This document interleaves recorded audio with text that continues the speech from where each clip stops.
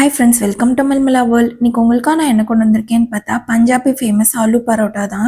ஆக்சுவலாக 16th to 17th சென்ச்சுரியில் Portuguese traders மூலியமாக தான் நமக்கு இந்தியாவுக்கு பொட்டேட்டோஸே வந்தது. அந்த டைமில் பஞ்சாபில் இருக்க ஃபார்மர்ஸ் எல்லாருமே வந்து அவங்கவுங்க ஒர்க்குக்கு போகும்போது வீட் சப்பாத்திக்குள்ளே இந்த பொட்டேட்டோவை ஸ்டஃப் பண்ணி வச்சு சாப்பிட்டு எடுத்துகிட்டு போவாங்க. நாள் போக்கில் அது எல்லாருக்கும் பிடிக்க ஆரம்பிச்சு இப்போ ரெஸ்டாரண்ட்டில் ரொம்பவே சூப்பராக ஆலு பரோட்டான்னு சேல்ஸ் பண்ண ஆரம்பிச்சிட்டாங்க. வாங்க இன்னைக்கு அதை எப்படி செய்யலான்னு பார்க்கலாம். அதுக்கு ஒரு கடாயில் கொஞ்சமாக ஆயில் ஊற்றிட்டு ஜிஞ்சர் கார்லிக்கை நல்லா ஃபைனா சாப் பண்ணி போட்டு நல்லா சாட்டே பண்ணிக்கோங்க. அது கூட 2 to 3 பச்சை மிளகாவை ஃபைனா சாப் பண்ணி போட்டு அதையும் நல்லா சாட்டே பண்ணி கோல்டன் ப்ரௌன் ஆனதுக்கு அப்புறம் ஒரு ஃபைனா சாப் பண்ண ஆனியனை போட்டிருக்கேன். அதையும் போட்டு நல்லா சாட்டே பண்ணிக்கோங்க. இப்போ இது கூட நான் எக்ஸ்ட்ரா இன்னைக்கு காலிஃப்ளவரை கிரேட் பண்ணி சேர்த்திருக்கேன். உங்களுக்கு வேற என்ன வெஜிடபிள்ஸ் வேணுனாலும் சேர்த்துக்கோங்க. அதையும் போட்டு நல்லா சாட்டே பண்ணிட்டு இப்போ இந்த ஸ்டஃபிங்க்கு தேவையான அளவு salt, 1/2 tablespoon turmeric powder, 1 tablespoon red chilli powder, ஒரு 1/4 tablespoon garam masala, 1/4 tablespoon pepper jeera தூள் இது எல்லாத்தையும் போட்டு நல்லா குக் பண்ணிக்கோங்க. இப்போ இந்த வெஜிடபிள்ஸ் கொஞ்சமா குக் ஆகுறதுக்காக கொஞ்சமா தண்ணி தொளிச்சு குக் பண்ணி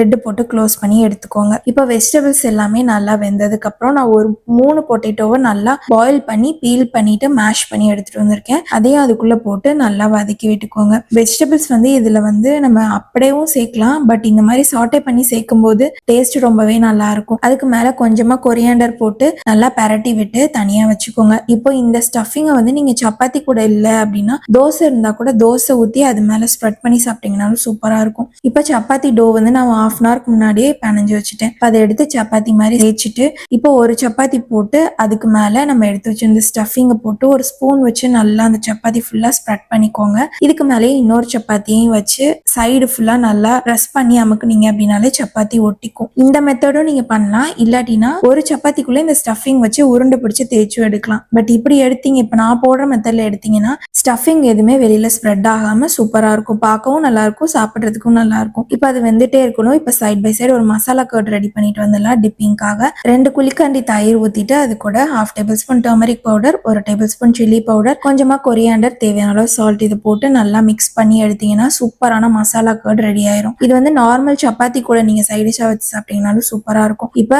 நமக்கு ஆலு பரோட்டா ரெடி ஆயிடுச்சு. அதுக்கு மேல கொஞ்சமா பட்டர் போட்டு கொரியாண்டர் போட்டு அந்த சப்பாத்தியை பிச்சு அப்படியே அந்த டிப்குள்ள தொட்டு சாப்பிட்டீங்கன்னா செம்ம டேஸ்டா இருக்கும். கண்டிப்பா ட்ரை பண்ணி பார்த்துட்டு எனக்கு எப்படி இருக்குன்னு கமெண்ட் பண்ணுங்க. நம்ம சேனல் பிடிச்சிருந்தா சப்ஸ்கிரைப் பண்ணி லைக் பண்ணிக்கோங்க. உங்களை தேடி யூஸ் பண்ண வீடியோஸ் வந்துட்டே இருக்கும். ஓகே, தேங்க்யூ, பாய்.